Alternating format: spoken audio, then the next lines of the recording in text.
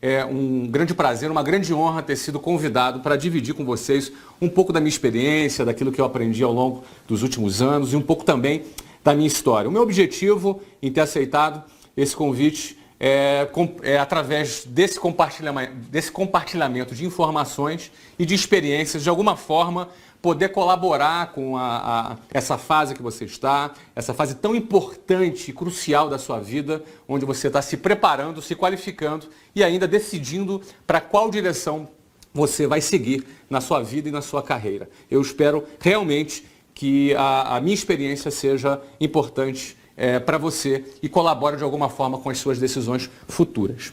Bom, antes de começar a falar sobre a minha história, que é uma trajetória empreendedora, não é? Essa é a minha experiência profissional, ela está toda relacionada, quase que 100% relacionada a uma trajetória empreendedora. Então, antes de começar a falar sobre alguns detalhes dessa minha história, eu gostaria de compartilhar alguns conceitos sobre empreendedorismo que eu particularmente, a forma como eu enxergo o empreendedorismo. Eu gostaria de compartilhar isso antes com você. A primeira dessas características é que todo empreendedor, ele tem uma meta, ele tem objetivos, ele tem sonhos. Sem exceção, todo empreendedor, se a pessoa não tem meta, não tem objetivo ou não tem sonhos, você pode ter certeza, essa pessoa não é uma pessoa empreendedora. Bom, a segunda segunda característica que tem um empreendedor é que ele tem a coragem de assumir riscos. Nós vivemos numa sociedade onde o culto à estabilidade ela é muito difundida, muito difundido esse culto à estabilidade. A estabilidade ela é uma sensação fictícia. Às vezes você tem uma vida estável, vem um terremoto, vem uma catástrofe natural, não é? Vem uma morte na família. Nós não temos controle sobre tudo que acontece ao nosso redor. Por isso a estabilidade ela não existe. Então, num cenário onde as pessoas buscam um ambiente mais seguro, isso não colabora para essa segunda característica de um empreendedor, é que ele precisa ter coragem de correr riscos. A terceira característica de um empreendedor, ele trabalha duro para concretizar o projeto dele. O empreendedor é aquele cara que é o primeiro a chegar e que é o último a sair. Ele não trabalha por horário, ele não trabalha porque isso é feriado, fim de semana. O empreendedor trabalha focado em sua meta, focado em seu objetivo. Não é? Não adianta nada ele ter uma visão fantástica de um negócio e não ter a coragem para botar ele em prática. Mas também não adianta nada, ainda que ele tenha tido a visão de iniciar o seu projeto e tenha tido a coragem de dar o primeiro passo, não adianta nada se ele não tiver a disposição de trabalhar duro para concretizar aquele projeto. Eu enxergo o empreendedor dessa forma, alguém que ele tem a meta, objetivos e sonhos, coragem de assumir riscos e de trabalhar duro para concretizar o seu objetivo. Acontece que quando nós chegamos nessa sociedade, e a gente precisa se adequar a essa sociedade, a gente começa um processo de padronização. Todas as crianças, elas entram nesse processo de padronização. A sociedade, nós chegamos numa sociedade que ela já era dessa forma, ela já era desse jeito. Então a gente precisa se padronizar, entrar dentro dessa caixa, dessa sociedade. Eu considero muito importante a gente ser educado, a gente saber viver em sociedade, a gente saber lidar com várias pessoas, respeitar o espaço das outras pessoas, respeitar as leis. Tudo isso é fundamental. Mas quando essa padronização, ela extrapola esse campo social e passa a invadir a sua própria identidade de empreendedor, e ela passa a anular as suas decisões empreendedoras, o seu ímpeto empreendedor, o seu instinto de coragem, de assumir riscos, o teu instinto de sonhar e querer trabalhar duro para realizar. Quando essa padronização começa a entrar nesse ambiente, você começa a se transformar numa pessoa diferente da sua própria essência. E quando você permite que as suas escolhas sejam padronizadas, os seus resultados serão padronizados. As suas decisões deixam de ser decisões empreendedoras e passam a ser decisões padronizadas. Então, eu quero começar assim, contar um pouco da minha história para você, com esse pano de fundo. Com você tendo a consciência que existem decisões empreendedoras e decisões padronizadas. Quando a nossa vida ela passa a ser formada por decisões padronizadas, logo, os nossos resultados serão resultados padronizados. Mas quando nossa vida é pautada por decisões empreendedoras, logo, nós vamos colher resultados também diferentes por conta desse tipo de decisão. Eu quero começar bem lá do início mesmo, não é? Eu venho de uma família de classe média baixa, minha mãe professora do município, dava aula de matemática em escolas públicas, e meu pai sargento do Exército. Ou seja, os dois juntos tinham uma renda baixa, que nos encaixavam, essa renda nos encaixava ali dentro da classe média baixa. Eu vim da periferia do Rio de Janeiro, não sei quantos conhecem aqui, mas o bairro onde eu fui criado por toda a minha vida é o bairro Jabur. O bairro Jabur é depois de Bangu, perto de Santíssimo, Senador Camará. É uma zona ali no meio de várias favelas, Favela do Sapo, Cavalo de Aço, Marco 7, várias favelas ali na zona oeste do Rio de Janeiro, uma das regiões mais pobres do Rio, não é? Dominadas ali por tráfico de drogas, uma região bastante complicada, com gente muito agradável, gente boa, mas gente sofrida. Não é? Sofrida pelo transporte público, pelo sistema de saúde precário que o governo, infelizmente, oferece para toda a população. Eu nasci nesse contexto. Né? Nasci ali em classe média baixa, num apartamento de aproximadamente 70 metros quadrados. Era meu pai, minha mãe, eu, 2 irmãs e a minha avó. Éramos 6 pessoas ali naquele apartamento do bairro Jabur. Eu sempre estudei em escolas públicas, sempre estudei. Desde a minha primeira série, eu fui estudando até para frente, eu estudei em escolas públicas. E nesse contexto, quando eu estava na 8ª série, a minha mãe me tirou da escola, daquela escola pública, e me matriculou num colégio particular, que a gente considerava ser um colégio mais forte, que me ajudaria a me preparar para um concurso público que eu faria, que eu tinha o desejo de fazer na ocasião, para entrar na Marinha. Não é? Eu quis fazer aqueles concursos para as escolas militares, o Colégio Naval, a EPICAR e a SPSEX. Eu queria ser oficial das Forças Armadas, em especial oficial da Marinha. Essa era uma meta que eu tinha, era um objetivo que eu tinha, era aquilo que eu entendia onde eu poderia ali explorar o meu potencial, onde eu poderia ser bem sucedido, que era uma coisa que eu tinha um desejo muito grande. Eu queria dar certo, não é? Eu entendia que ali seria, para mim, um caminho que eu poderia explorar o meu potencial. Bom, eu fui fazer esse concurso. O concurso, na época, era um concurso bem difícil. Era um concurso que eram cerca de 200 a 300 mil candidatos, alguma coisa assim, para apenas 200 vagas. Ou seja, era um concurso que, por vaga, eram cerca de 1.000 a 1.500 pessoas disputando por vaga. Fui lá eu me preparar para esse concurso. Bom, resultados. Eu não só não passei naquele concurso, como quase fui reprovado na 8ª série, porque era muito mais forte do que aquele conteúdo que eu estava acostumado ao longo da minha vida. Então, ralei ali, consegui passar de ano, pelo menos, mas não consegui ser aprovado. Eu estou contando essa história para você porque esse momento foi um momento muito importante para mim, porque eu tive que tomar uma primeira decisão, e foi uma decisão minha, e eu tive que convencer os meus pais, e que talvez fosse a minha primeira decisão não padronizada. Talvez fosse a minha primeira decisão empreendedora. Embora eu tivesse apenas 13 anos de idade, não tivesse a consciência disso, mas o meu instinto, o meu ímpeto, eu tinha um objetivo. Meu objetivo era ser oficial das Forças Armadas. E estava disposto a trabalhar duro para isso. Mas para isso eu tinha que tomar algumas decisões corajosas. A primeira delas foi quando eu não fui aprovado nesse concurso, eu pedi para os meus pais: olha, eu não quero seguir no ensino médio. Não quero, eu quero parar esse ano. Porque o meu objetivo é entrar nessa escola para ser oficial das Forças Armadas. Para isso, eu teria que fazer o concurso no outro ano. Aquele concurso acontecia uma vez por ano. Então, se eu entrasse já no primeiro ano do ensino médio, eu já estaria deixando de lado aquele meu objetivo. Porque o colégio naval ele é equivalente ao ensino médio, depois tem a escola naval, com mais 4 anos, equivalente ao curso superior, e a pessoa sai oficial das Forças Armadas. E era aquilo que eu queria, aquela era a minha decisão, aquele era o meu objetivo. Eu convenci os meus pais a não me matricular no primeiro ano do ensino médio, para que naquele ano eu me dedicasse a estudar mais uma vez para aquele concurso.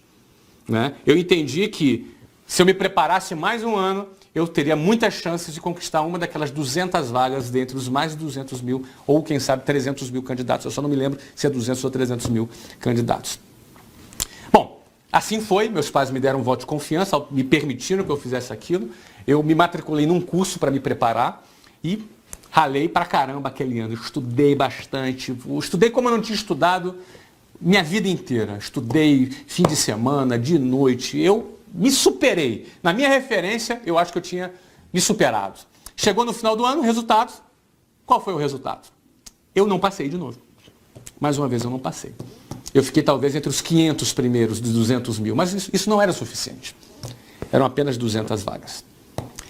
Mais uma vez eu não passei. Eu com 14 anos, eu terminando, não entrei no ensino médio, e com 14 anos eu não fui aprovado. Aconteceu o que talvez muitos temessem. Flávio, mas e se você não passa? Não importa, eu vou me dedicar, eu vou passar. E eu não passei. Eu fracassei mais uma vez naquele ano.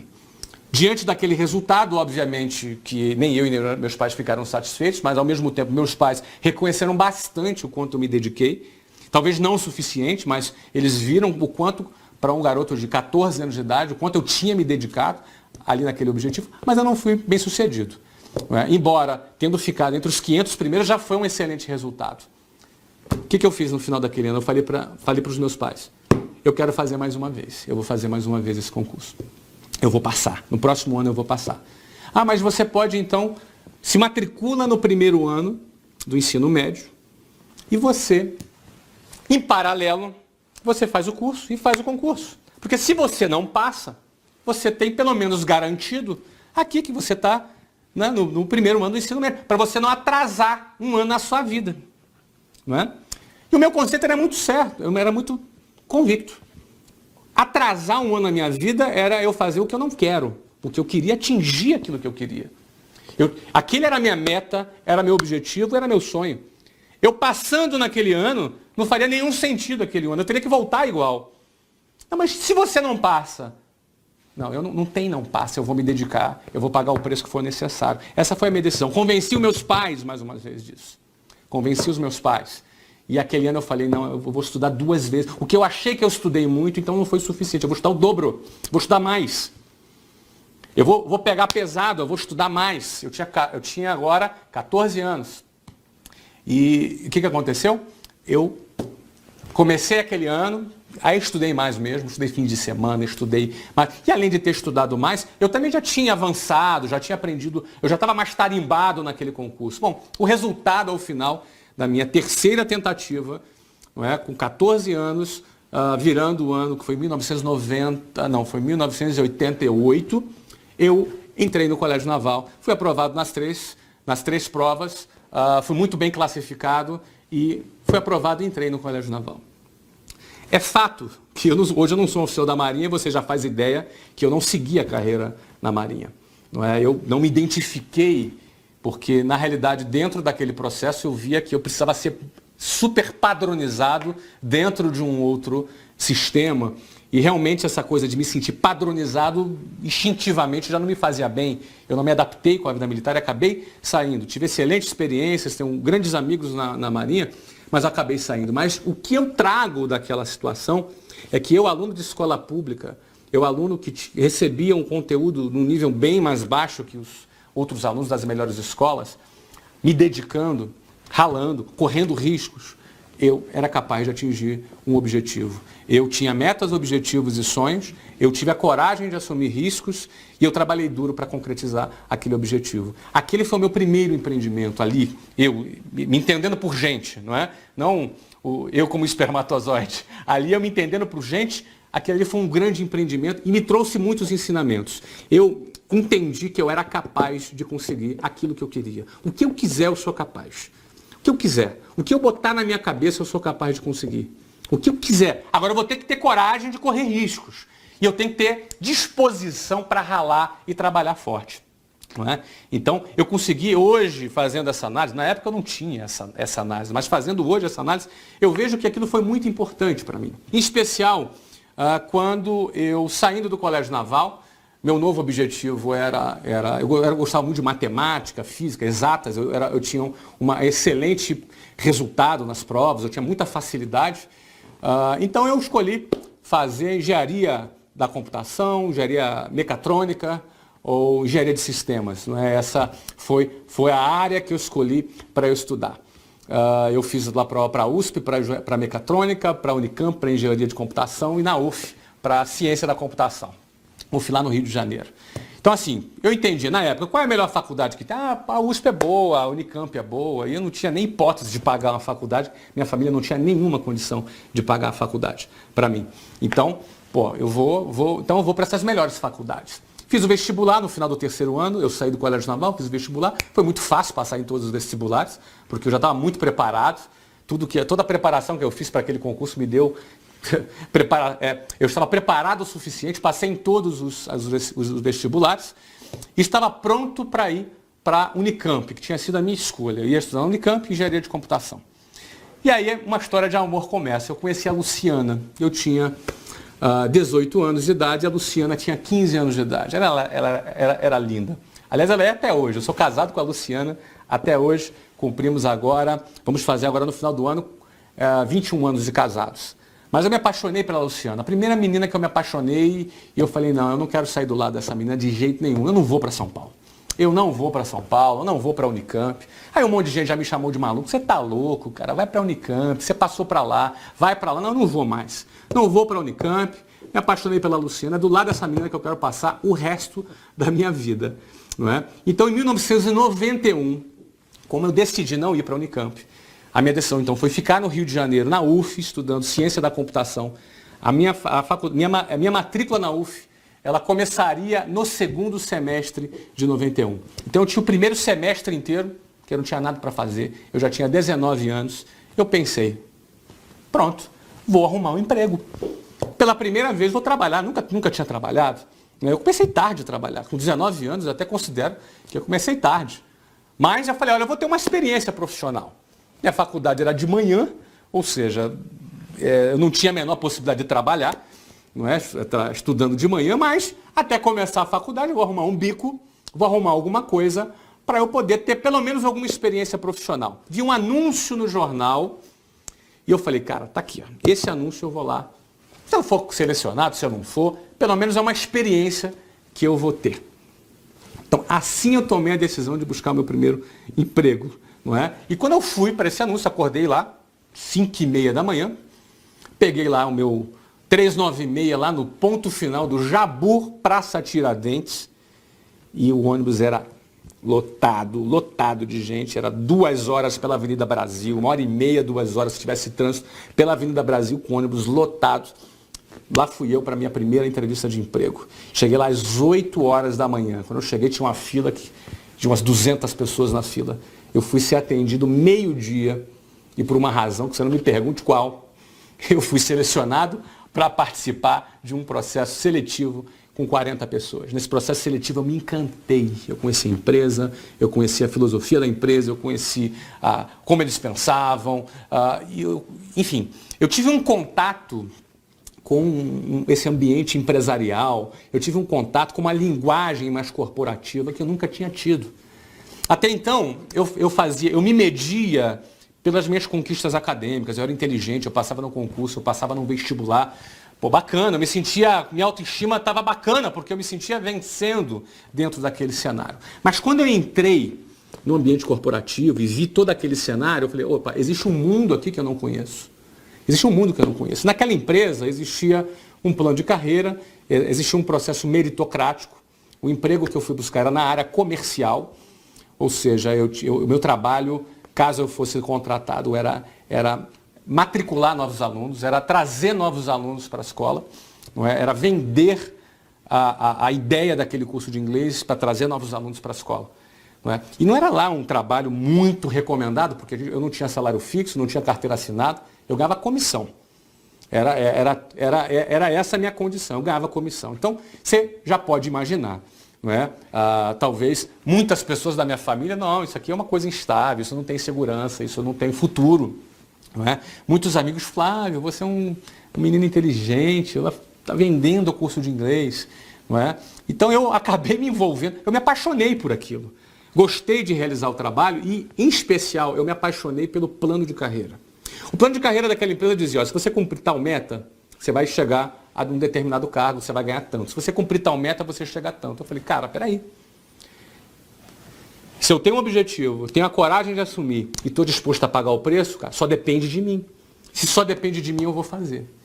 Não é? Então eu entrei naquele trabalho, agarrei aquela oportunidade que para muitos não era nada recomendável, e não era mesmo, do ponto de vista padronizado, do ponto de vista convencional, não era mesmo, mas eu estava muito mais voltado para os meus objetivos e o que aquilo poderia colaborar comigo do que com a padronização. Eu encarei aquilo e fui adiante. E outra coisa, aquele trabalho me dava a perspectiva rápida de eu me casar com a Luciana. Era o meu objetivo, eu queria me casar com a Luciana.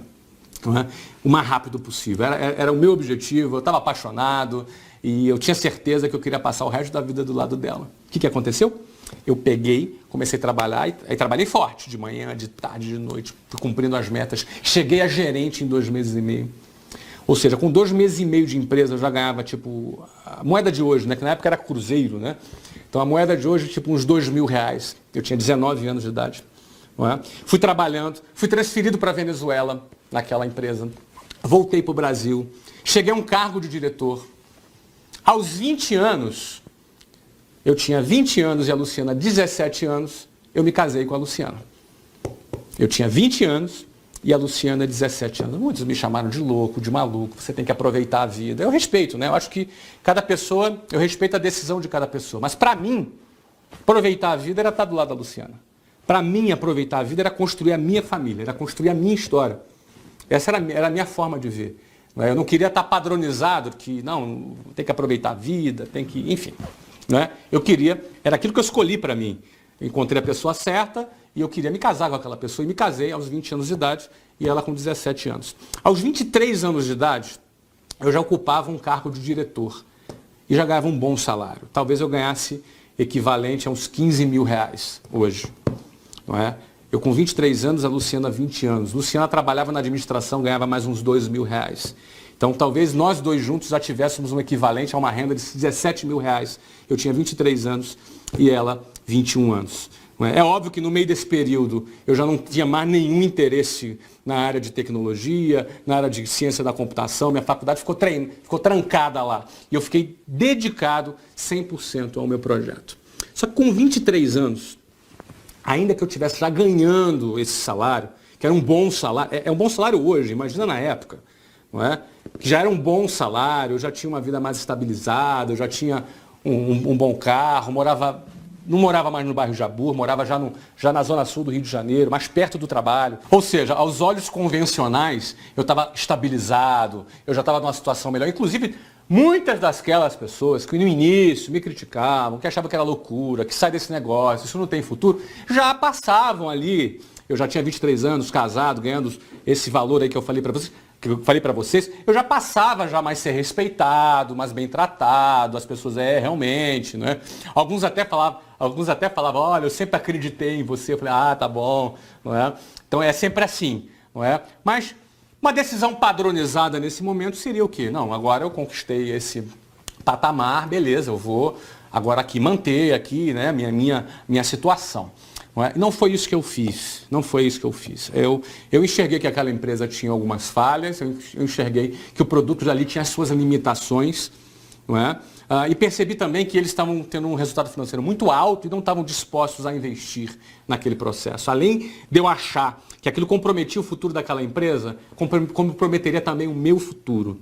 Então, a minha decisão foi simples, eu pedi demissão.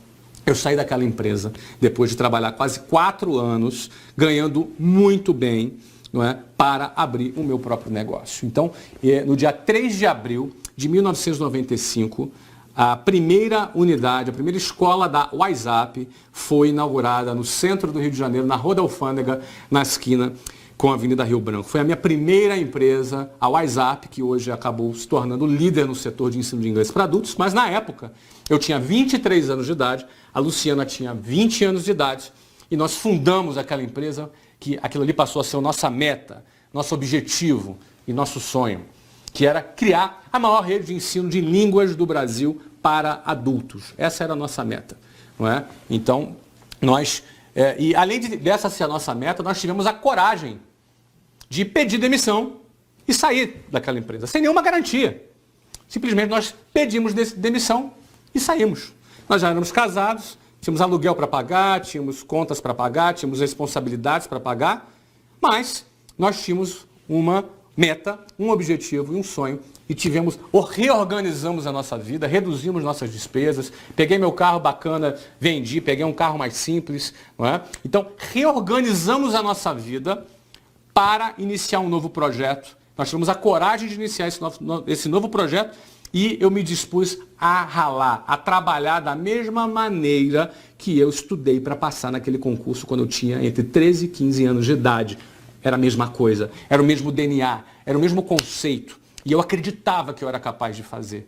Não é? Podia estar tudo errado. Eu podia me endividar todo. Podia. Não tinha nenhuma garantia. Mas eu planejei e nós tivemos a coragem de meter a mão na massa. Eu digo isso porque para montar uma escola, naquela época, você precisaria de uns 180 a 200 mil reais. Eu não tinha esse dinheiro.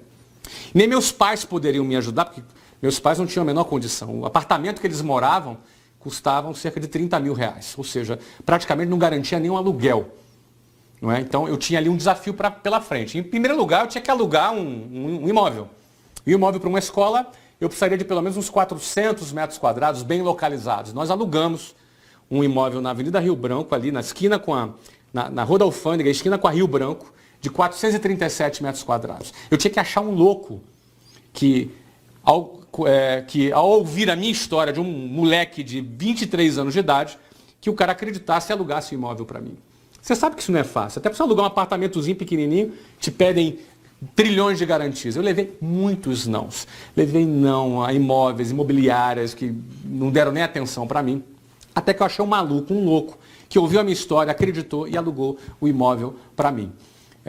Eu tinha um amigo que ia ser meu sócio e tudo que ele tinha que fazer era vender um Voyage, na época ele tinha um Voyage 86, era um carro já velhinho já, para ser o meu sócio.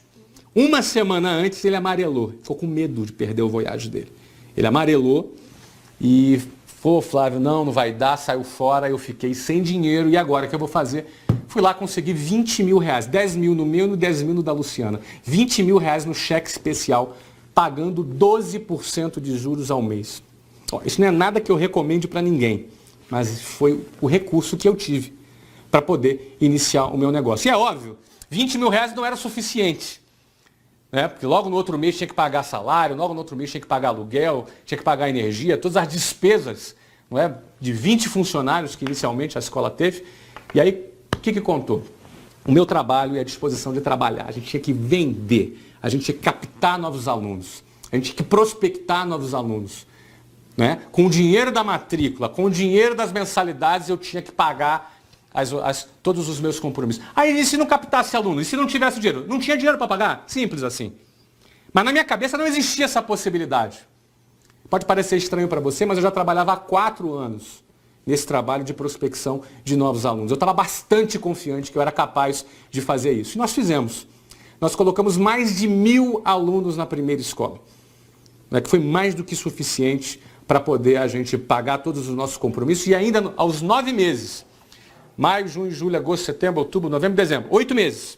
8 meses mais tarde eu abri a segunda escola. Nós abrimos a segunda escola em São Paulo, dessa vez na Avenida Paulista, um dos metros quadrados mais caros do Brasil. Ou seja, pelo menos 4, 5 vezes mais caro o aluguel lá na Avenida Paulista do que nessa da Rua da Alfândega. Também não foi fácil achar um maluco que alugasse um imóvel para um moleque de 23 anos de idade, não é? Que tinha um projeto, que tinha uma escola no Rio de Janeiro. Já tinha uma história, mas não importa, eu estava chegando em São Paulo. E a gente escolheu a Avenida Paulista porque ali estava o nosso público, público adulto. Pessoas que precisavam aprender inglês mais rápido, por razões profissionais. Era naquele ponto que a gente queria. Foi ali que a gente planejou. Encontramos um outro louco, alugou um imóvel para nós e botamos mais de 1.500 alunos no primeiro ano. E essa escola foi uma das escolas que gerou mais receita para a nossa rede. Nós chegamos a faturar $500 mil por mês nessa escola, que foi onde nós geramos caixa para a expansão da nossa rede nos 3 primeiros anos. Nos 3 primeiros anos, ou seja, entre 1995 e entre 1998, nós abrimos 24 escolas próprias. Eu e a Luciana abrimos 24 escolas. Rio de Janeiro, São Paulo, Goiânia, Salvador, Maceió, Belo Horizonte, Curitiba, Porto Alegre, enfim. Não é? Eram 24 escolas localizadas nas principais capitais do Brasil nos 3 primeiros anos de nossa empresa. Ou seja, foi um crescimento meteórico, rápido, um sucesso metodológico, porque nós trouxemos para o mercado um conceito de inglês para adultos. Naquela ocasião, as escolas de inglês eram muito focadas para crianças e adolescentes e a gente revolucionou, a gente pensou fora da caixinha e criou um modelo de ensino voltado para o público adulto que desse à pessoa um resultado mais rápido. Porque o adulto não quer ser professor de inglês, então ele não precisava ficar 7 anos, 10 anos estudando inglês. Ele queria falar, conversar, se comunicar, que essa é a proposta que a WhatsApp tem e por isso que ela hoje matricula um novo aluno a cada 5 minutos. Hoje é matriculado na WhatsApp. E nos anos de 2009 e até 2012, não é? A WhatsApp abriu uma nova escola a cada 2 dias. Então essa é a história da WhatsApp, essa é a história dessa primeira empresa que eu fundei. Com base em uma série de decisões que não eram padronizadas. Não era padronizado eu largar minha faculdade em Campinas para ficar no Rio, não era padronizado eu trancá-la para poder me dedicar a vender curso de inglês, aí eu me casar com 20 anos, aí eu abri uma escola deixando um salário de R$15 mil. Não era padronizado a gente partir para abrir 24 escolas em 3 anos, ou seja, uma nova escola a cada 45 dias. Não é? Eu acredito que entre decisões empreendedoras e decisões padronizadas, a escolha entre esses 2 tipos de decisões é que vão definir que tipo de empreendedor nós vamos ser. Porque eu já te falei, empreendedor todos nós somos. Todos nós somos empreendedores. Mas se nós vamos mais longe ou se nós não vamos tão longe assim, vai ser resultado do tipo de decisão. Se é uma decisão empreendedora ou se é uma decisão padronizada.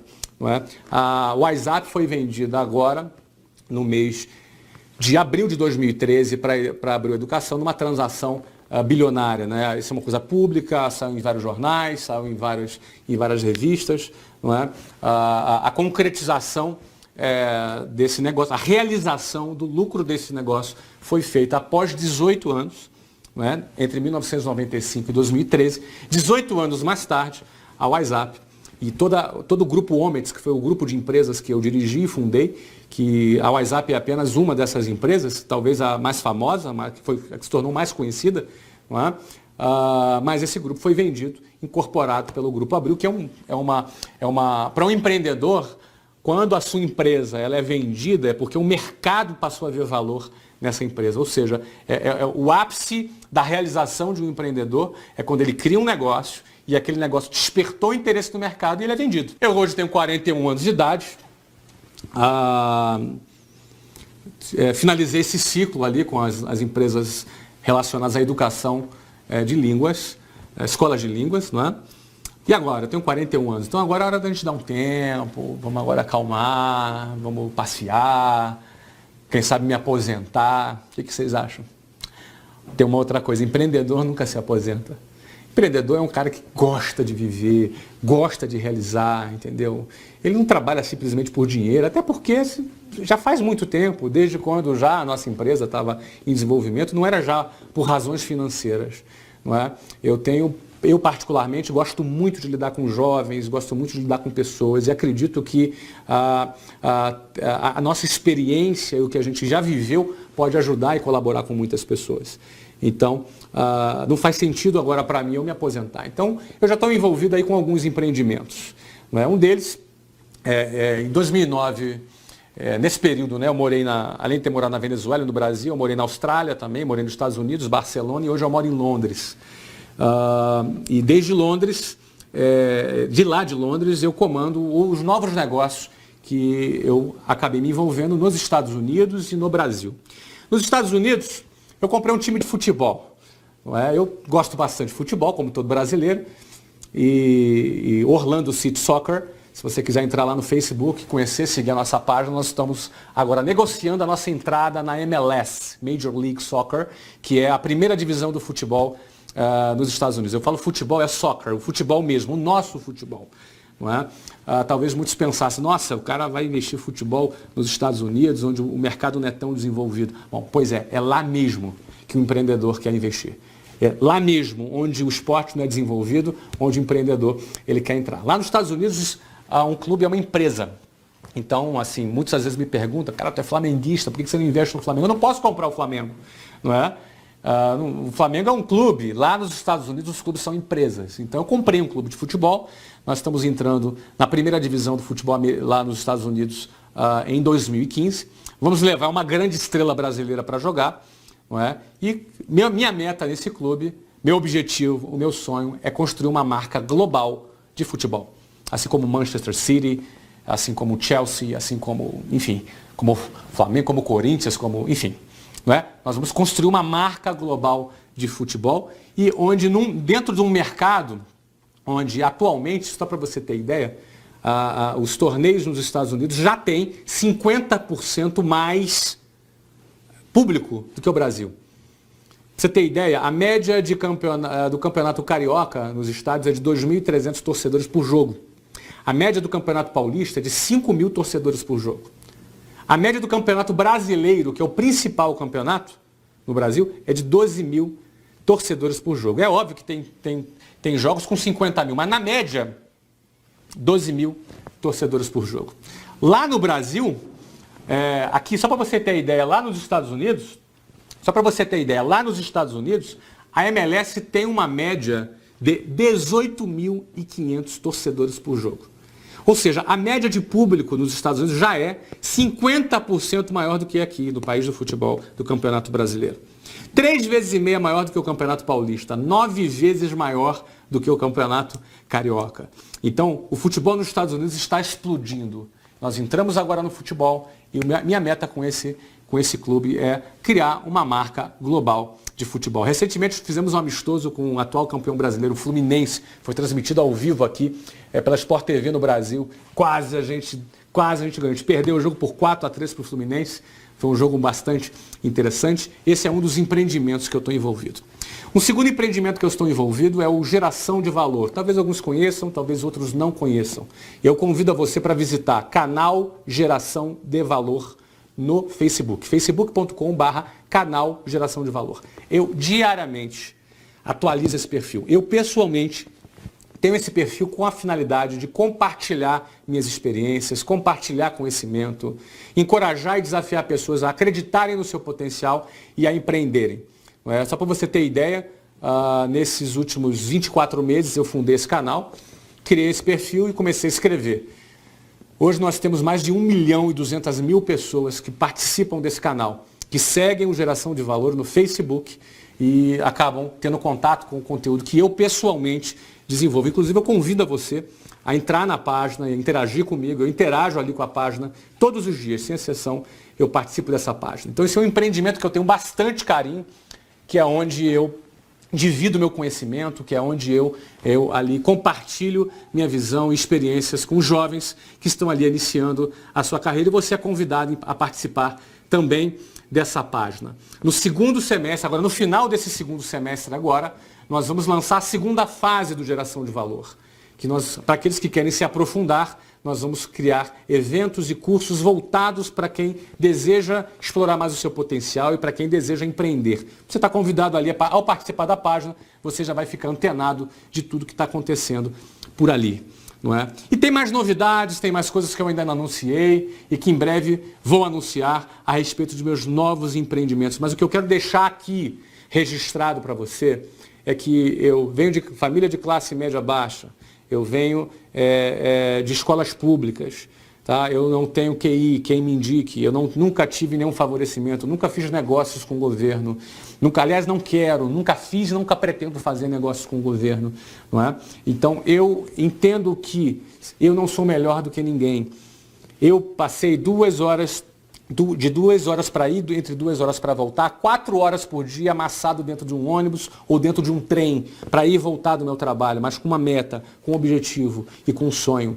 Eu não sou melhor do que você, eu não sou melhor do que ninguém. Não é? Eu acredito que quando você tem uma meta, um objetivo e um sonho, quando você tem a coragem de assumir riscos e está disposto a trabalhar forte, quando você, acima de tudo, você abandona o padrãozinho, abandona aquela caixinha, não é? Abandona aquela maneira, não é? Você rejeita aquela forma convencional e padronizada que te foi apresentada.